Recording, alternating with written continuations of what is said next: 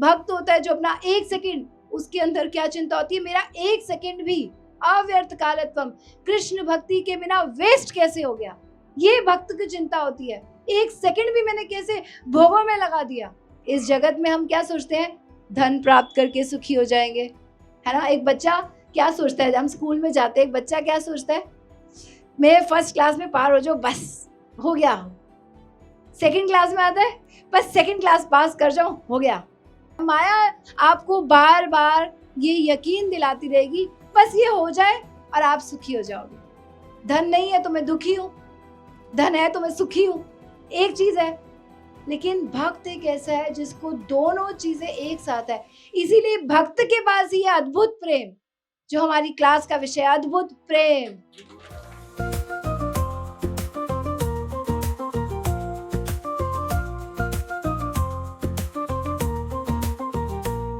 भागवतम 7:9-43।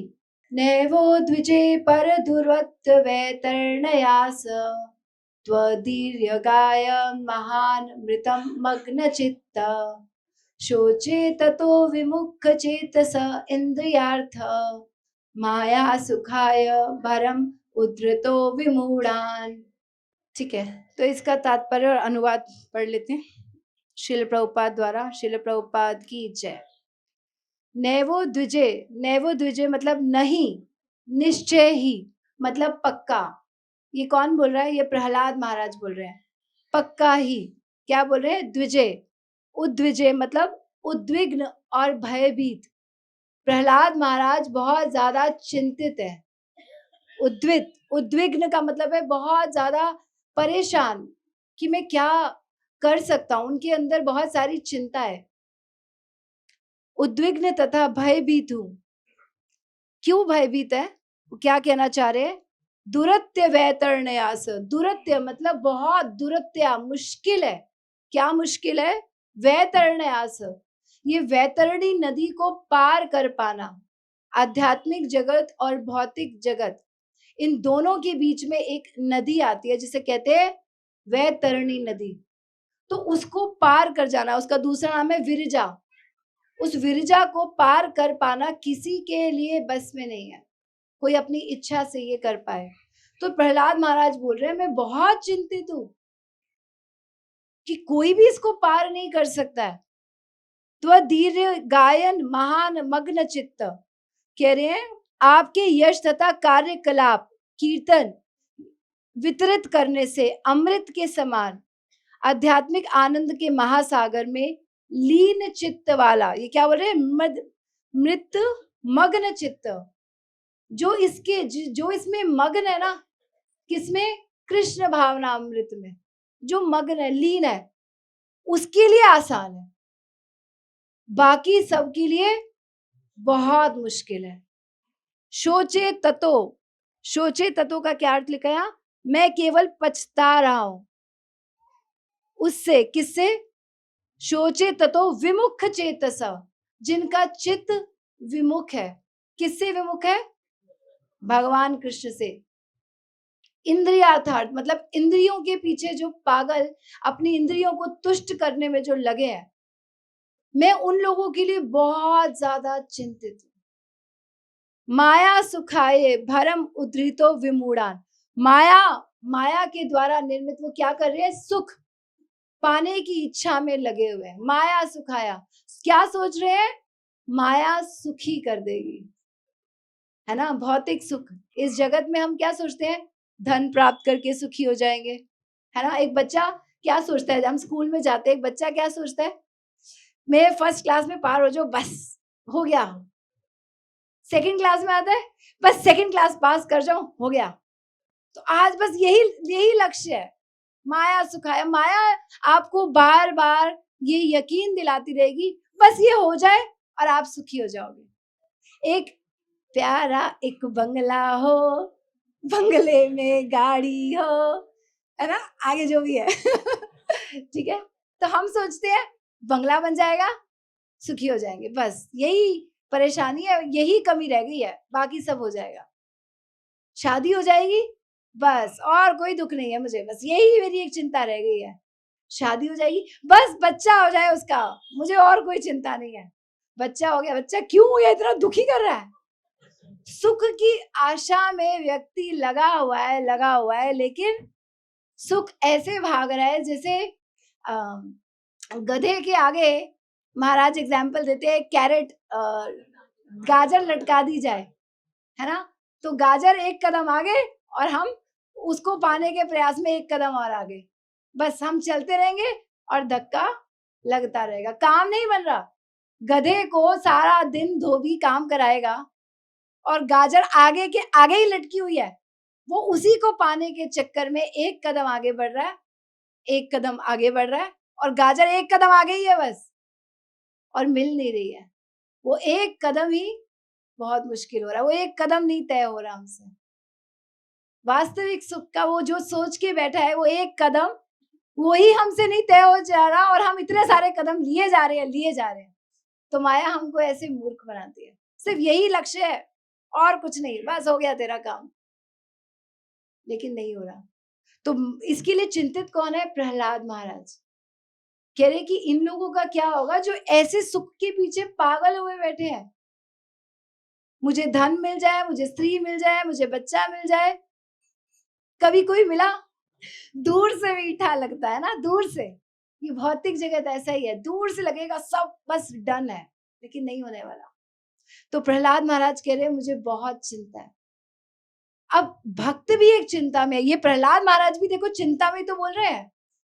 प्रहलाद महाराज खुशी में बोल रहे हैं कि मुझे चिंता है। तो भक्त एक ऐसा है, जो आज का विषय ना अद्भुत प्रेम, समझने की बात है। एक भक्त के पास ही है ये अद्भुत प्रेम, जिसमें सुख भी है और दुख भी है। ऐसा कोई होता है कि जो सुखी और दुखी दोनों, मैं एक समय में एक साथ सुखी दुखी हूं, ऐसा कोई है? कौन क्या हाथ करके कह सकता है मैं इस समय सुखी भी हूं और दुखी भी हूं? नहीं, या मैं सुखी हूं या मैं दुखी हूं, है ना। धन नहीं है तो मैं दुखी हूं, धन है तो मैं सुखी हूं, एक चीज है। लेकिन भक्त एक ऐसा है जिसको दोनों चीजें एक साथ है। इसीलिए भक्त के पास ही है अद्भुत प्रेम, जो हमारी क्लास का विषय, अद्भुत प्रेम, सुख और दुख एक साथ जिसका सामंजस्य जहां होता है, वो है भक्त, अद्भुत प्रेम। तो प्रहलाद महाराज क्या कह रहे हैं, यहाँ पढ़ते हैं। हे श्रेष्ठ महापुरुष, मैं भौतिक जगत से तनिक भी भयभीत नहीं हूं। प्रहलाद महाराज बोल रहे हैं मुझे कोई चिंता नहीं है। तो प्रहलाद महाराज किस में है? सुख में या दुख में? सुख में है। मुझे कोई चिंता नहीं है, भयभीत नहीं हूं, क्योंकि मैं जहां कहीं भी रहता हूं, आपके यश तथा कार्यकलाप के विचारों में पूरी तरह लीन रहता हूं। तो प्रहलाद महाराज इस समय कौन सी अवस्था में है? सुख, आध्यात्मिक सुख। जहां से आध्यात्मिक सुख और भौतिक सुख में क्या अंतर है? कौन बताएगा हाथ खड़ा करके, क्या अंतर है?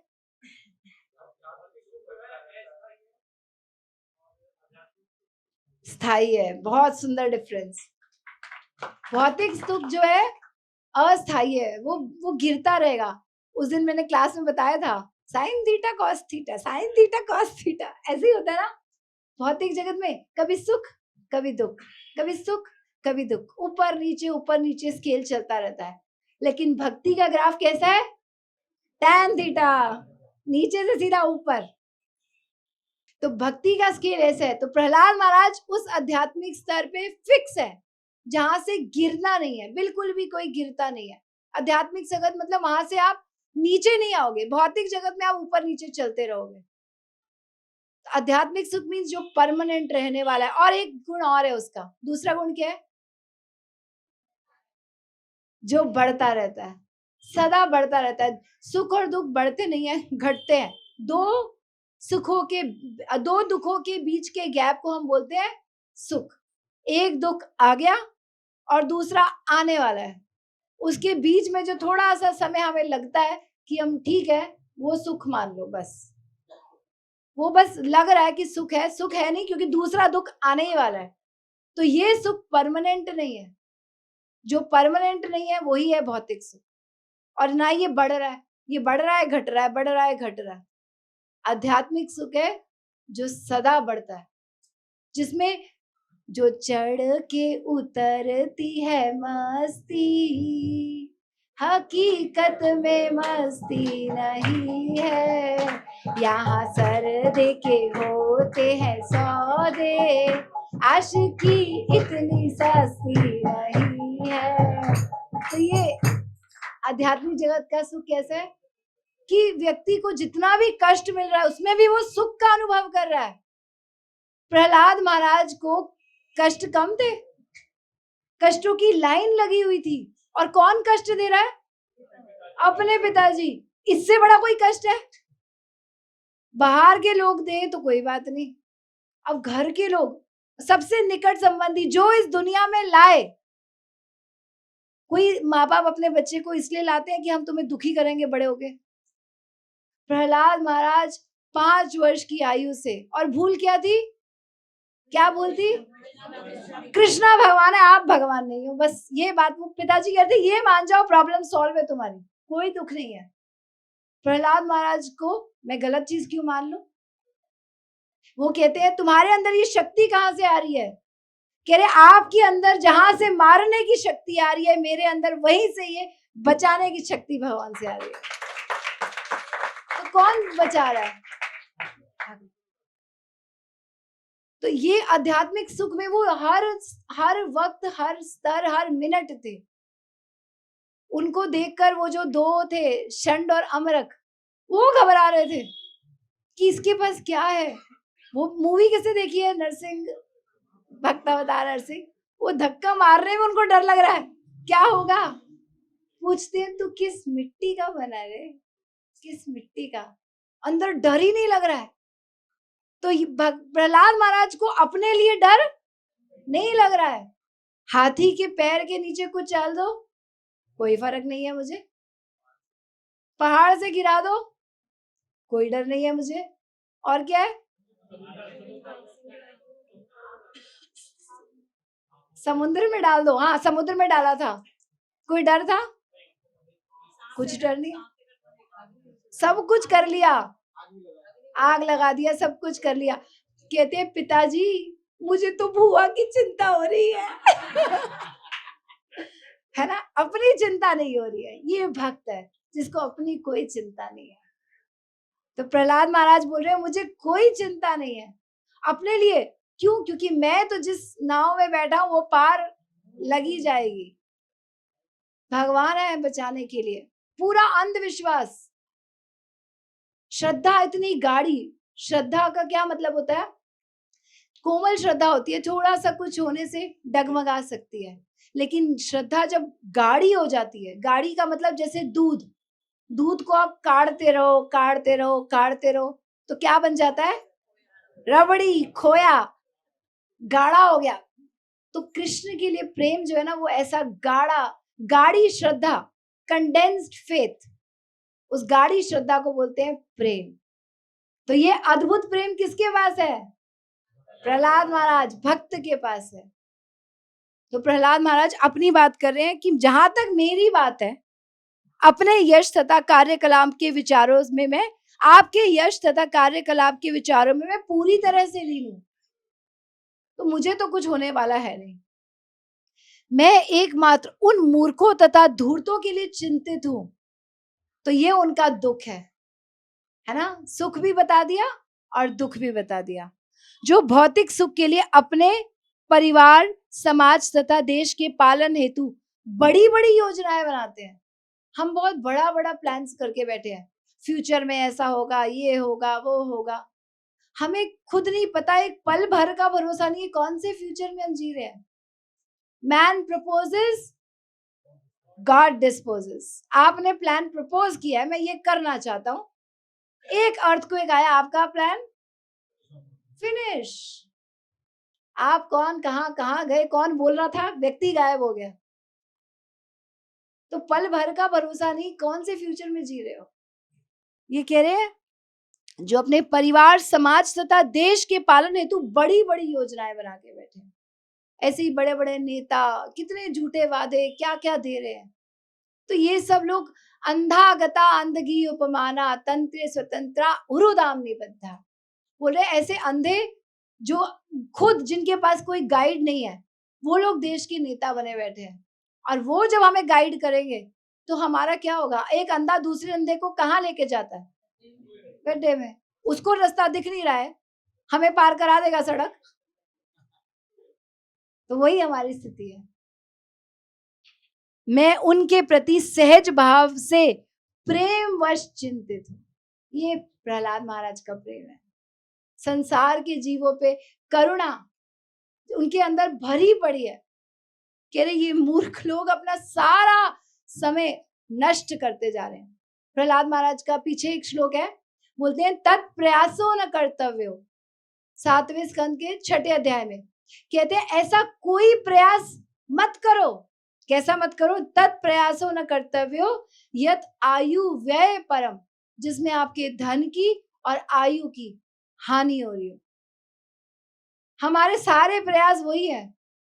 हम 60-70 साल के जीवन के लिए सारे प्रयास कर रहे हैं। जो प्रयास करना है आध्यात्मिक प्रयास, वो हमने छोड़ दिया। भगवान देखेंगे, जब समय आएगा भक्ति करेंगे, जभी जभी तभी तभी, है ना? गुरु महाराज ऐसे ही बोलते हैं, जभी जभी तभी तभी, जब जब होगा तब तब होगा, देखेंगे। जिसके लिए प्रयास करना है वो तो छोड़ दिया, और जिसके लिए करने की आवश्यकता नहीं उसमें सारी एनर्जी लगा रखी है।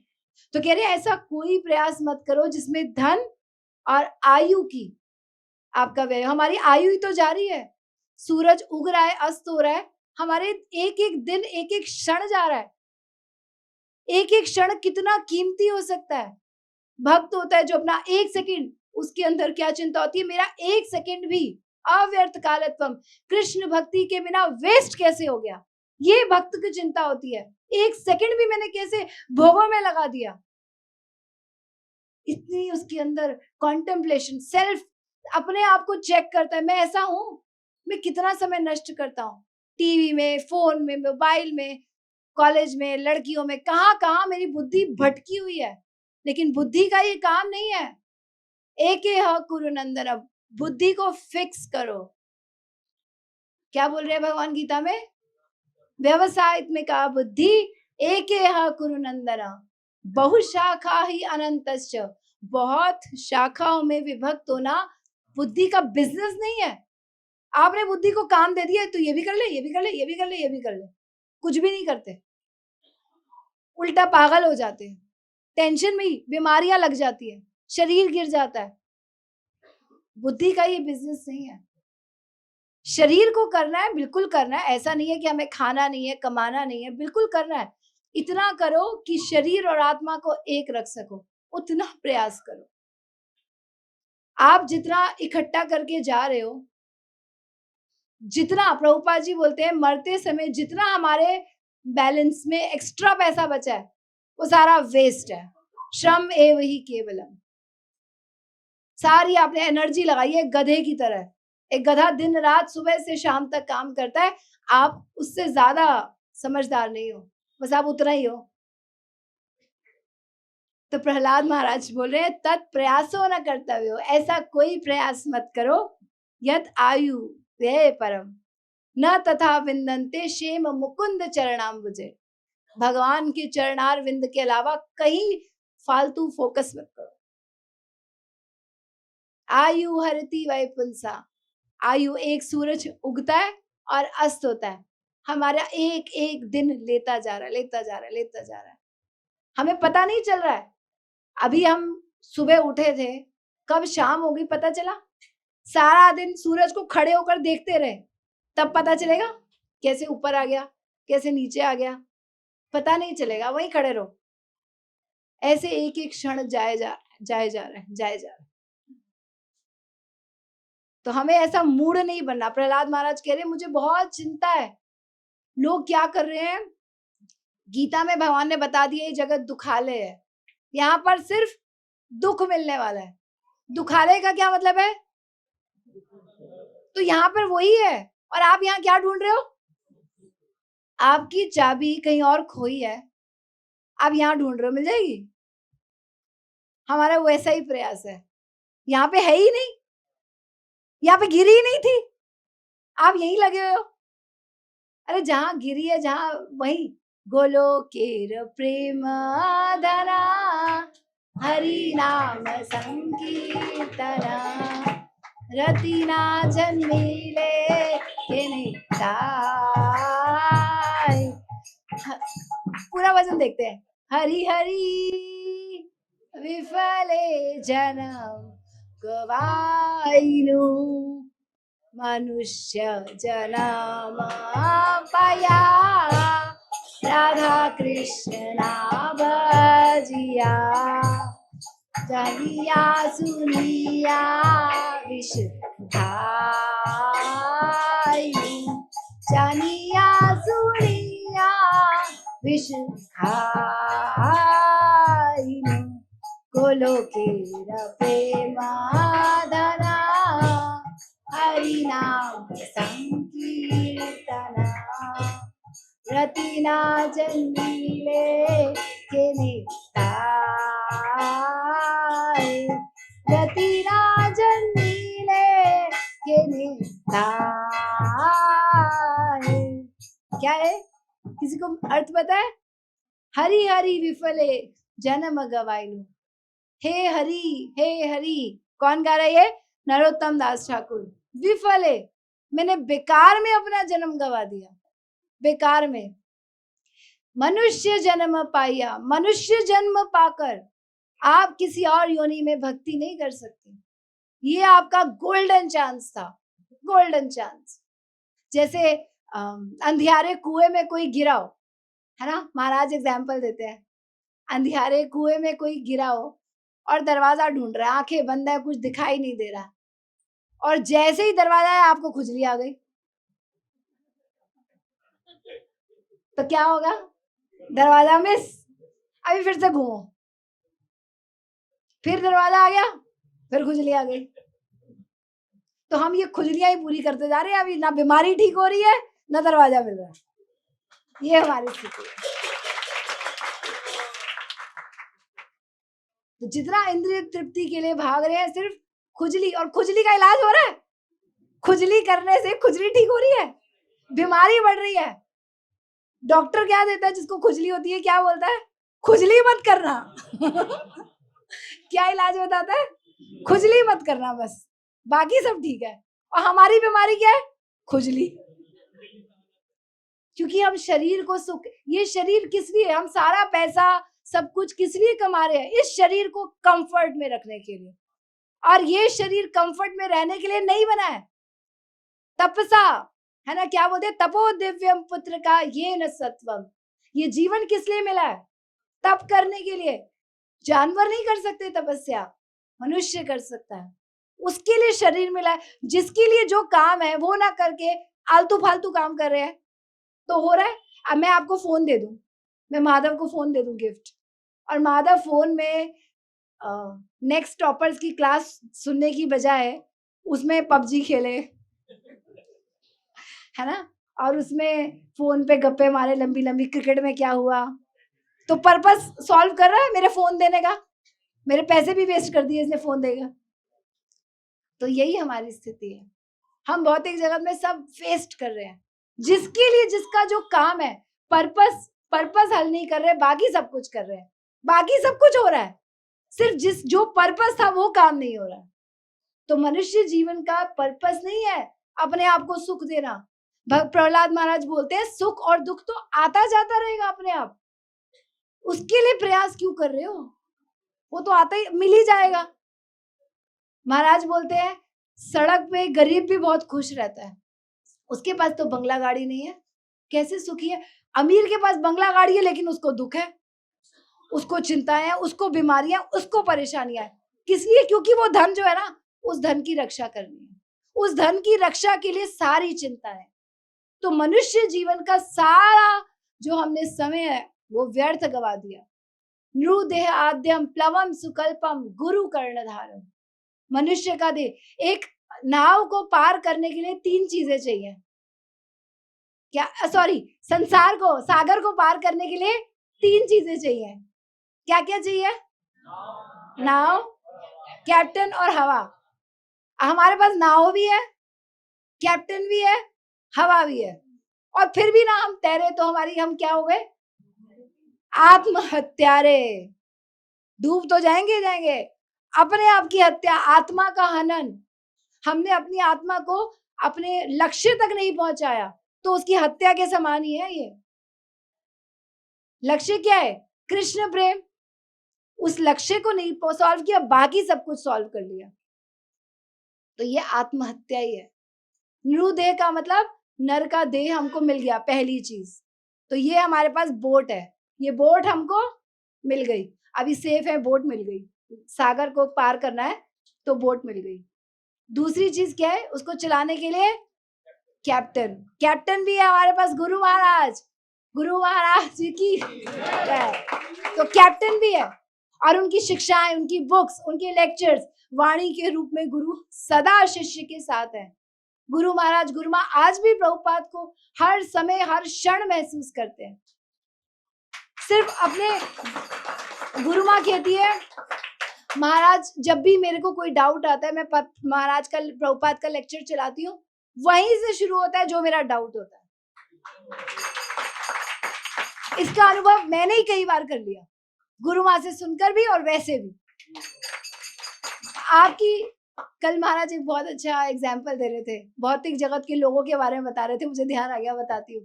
कहते हैं हमें अंग्रेजों ने दी पतलून, है ना, पैंट्स, और मुसलमानों ने दी, नहीं उनके लिए बोल रहे थे, स्त्रियों के लिए शरारा, लहंगा, है ना, और धोती उड़ गई हवा में हमारी। तो ये हमारी स्थिति है, हम अपना हाल खो चुके हैं और इधर ही भाग रहे हैं। ये सारी वेस्टर्नाइजेशन यही तो है, कंफर्ट जोन जिसके लिए हम भाग रहे हैं, और शरीर इसलिए मिला नहीं है। तो नर का देह मिला लेकिन पर्पस सॉल्व नहीं हुआ, वेस्ट। गुरु मिले, पर्पस सॉल्व नहीं हुआ। और तीसरी चीज, उनके द्वारा शिक्षाएं, ज्ञान, अगर उसका भी हमने फायदा नहीं उठाया तो हम कौन है? आत्महत्या है। तो सारा भौतिक समाज जो अपने आप को सुख पाने के लिए भाग रहा है, वो सब कौन है? आत्महत्यारे। वही हमारा हाल है। तो ऐसा कोई प्रयास मत करो कि तुम्हारी आत्महत्या हो जाए।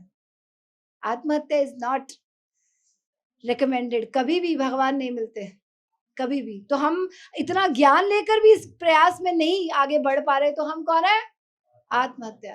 तो कृष्णा हमको कभी भी एक्सेप्ट नहीं करने वाले, और भक्त को तो खासकर, जो इतना सुन रहा है, सीख रहा है, फिर भी सीरियस नहीं हो रहा, उसको एक्सेप्ट नहीं करेंगे। संसार के लोग को फिर भी कर लेंगे, भक्त को नहीं करेंगे, क्योंकि उसको बहुत सिखा रहे हैं, उसको बहुत शिक्षाएं मिल रही हैं, फिर भी सीरियस नहीं हो रहा, तो दंड माफी नहीं है। फिर क्या बोल रहे? जानिया सुनिया विष खाई, जानबूझकर हमने विष खा लिया। गोलोकीय प्रेम धन, भगवान का प्रेम धन, जो भगवान ने हमको नाम जप दिया है, ये वास्तविक प्रेम को जगाने का अवसर है।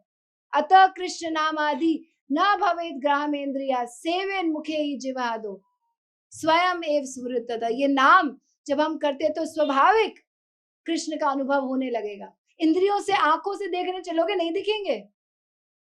लोग बोलते हैं भगवान दिखाओ, पहले नाम जप करो, कृष्णा स्वयं आपके सामने स्फुरित होंगे, अपना एक्सपीरियंस खुद देंगे। मैं आपको बोलूं हलवा मीठा है, हलवा मीठा है, तो आनंद पता चल जाएगा कितना मीठा है? कैसे पता चलेगा? खाने से। तो जब तक हम खाएंगे नहीं, पाएंगे नहीं उस प्रसाद को, हमें पता नहीं चलेगा। तो ये नाम जप ऐसे ही है कि जो कृष्ण नाम मंत्रे एई ते स्वभाव, एई जपे तार उपजाए भाव। जो नाम लेना शुरू करेगा उसका स्वाभाविक भाव उत्पन्न होता चला जाएगा। संसार विषानले दीवानी शिहिया ज्वले, छुड़ाईते न कोई उपाय, छुड़ाईते न कोई उपाय। क्या कह रही है? संसार के विषय में, विष में मेरा दिन रात हृदय जलता जा रहा है, जलता जा रहा है, और हम वही करने जा रहे हैं। ब्रजेंद्र नंदन आजई, शची सुत होइलो से, बलराम होइलो निताई, बलराम होइलो निताई। ब्रजेंद्र नंदन जी, करुणा अवतार भगवान का, ये जो भगवान कृष्ण स्वयं क्या बनकर आए, चैतन्य महाप्रभु, ब्रजेंद्र नंदन से सची सुत होइलो से, सची सुत, सची माता के गर्भ से हमको ये भक्ति देने आए। अभी ऐसा कोई मिलेगा? पहले तो क्लास दे, फिर उसको करने दिखाए, फिर करने ही आ जाए, फिर आपके घर में ही आ जाए। हमारी वैसी है स्थिति। भगवान हमको गीता के ज्ञान में दे दिया सब कुछ, फिर कहते मूर्खो तुम्हें समझ नहीं आ रहा, मैं आ रहा हूं, फिर खुद ही आ गए, हाथ पकड़ के सिखा रहे हैं, करो करो करो, नहीं हो रहा है, फिर भी नहीं हो रहा है, फिर भी नहीं हो रहा है, तो गुरु आ जाते हैं, चलो चलो चलो मैं आ रहा हूं। क्या है वो, एग्जाम में आगे खाली रोल नंबर लिख देना, तुम पास, रोल नंबर, कुछ नहीं करना, सिर्फ रोल नंबर लिखना है, नाम रोल नंबर लिख दो, पास। इतना इजी, इतना इजी, कितना सरल गुरु हमको सेवाओं में लगाते हैं कि हमारा भगवान के प्रति प्रेम जागृत हो जाए। लेकिन हमको टफ प्रोसेस मंजूर है।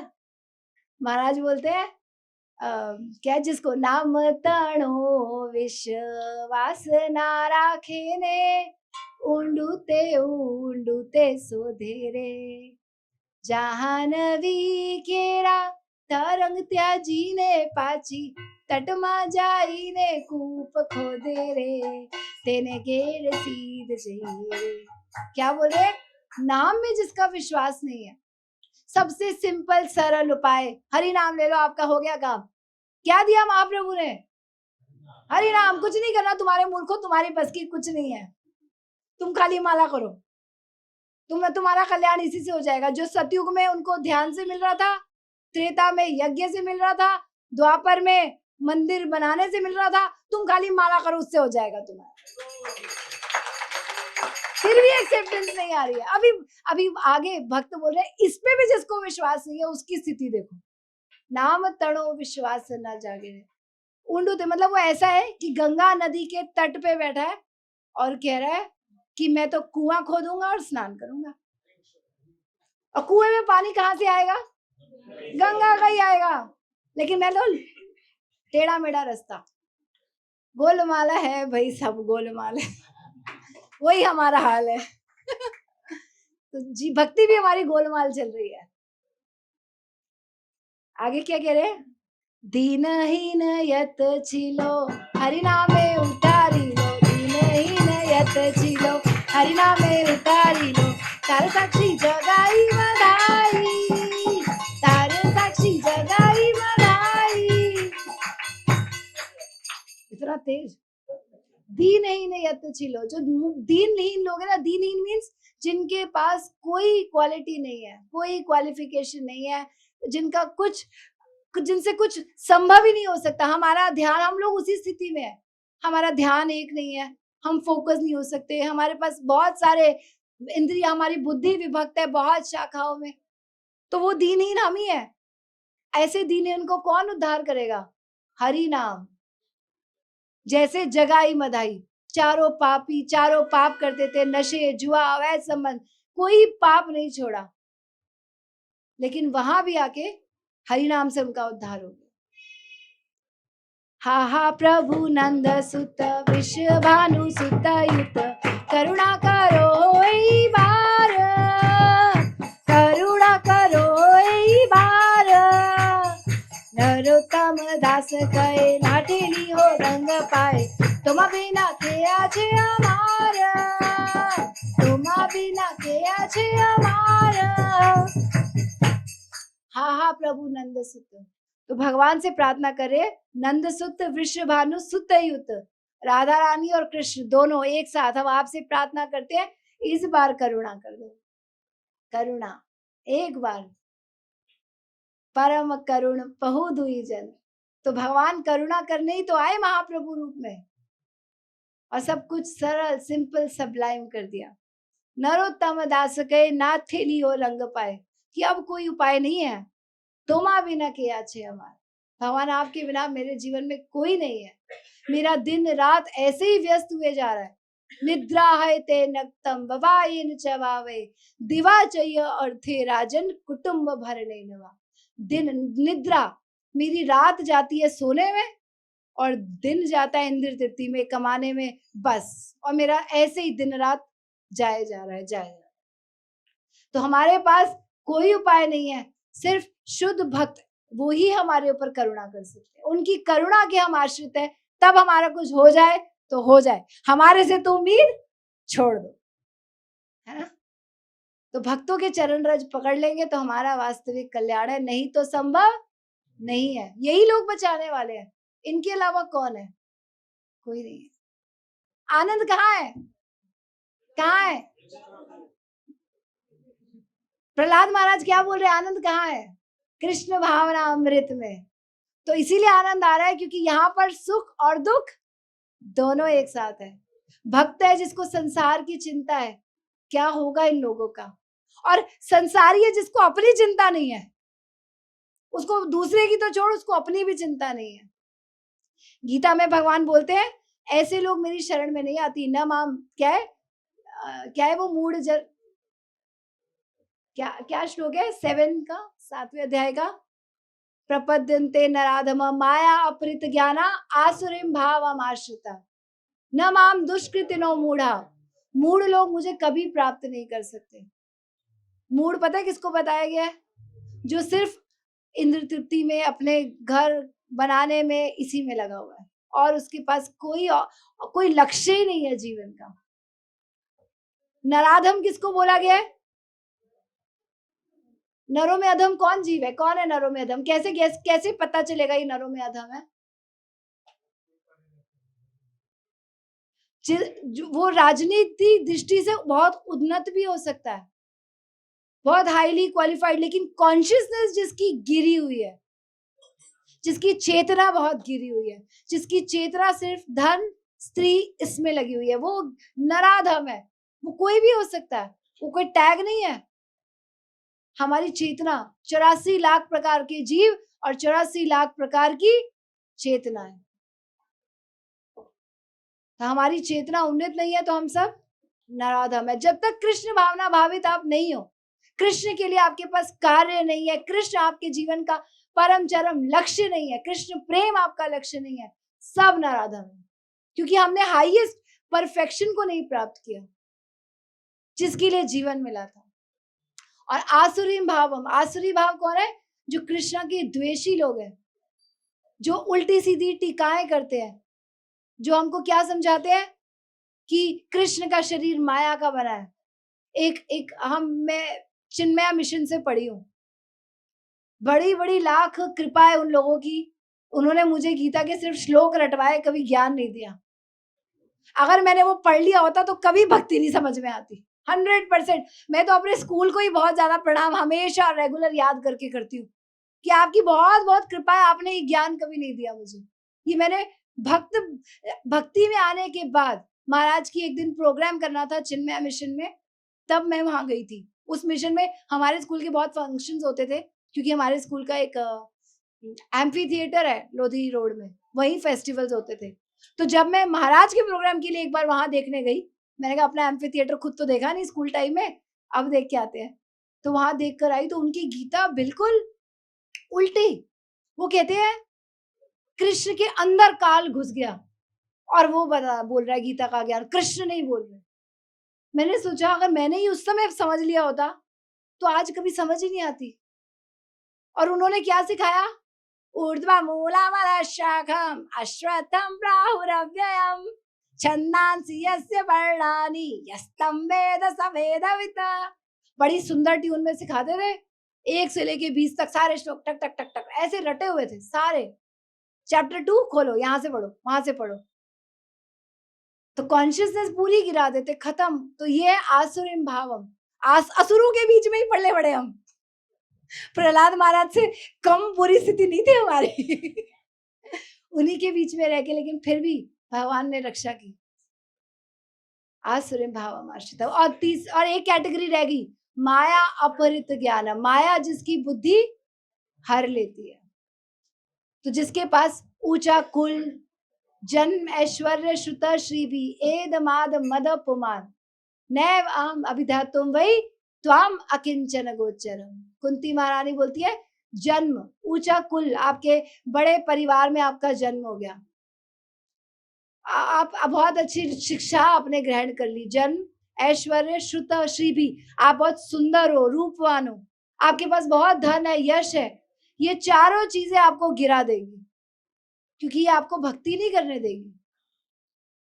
तो जितना हाईएस्ट, इसमें भी रह के कोई भक्ति कर लेता है तो बहुत बड़ा तपस्वी ज्ञानी, उसकी कुछ पूर्व जन्म की बहुत सुंदर सुकृति है जिस कारण वो ये कर पाया। नहीं तो या इसका नशा ही चढ़ता रहेगा, एद माद मद पुमान। और ऐसे नशेड़ी को कुछ दिखता है?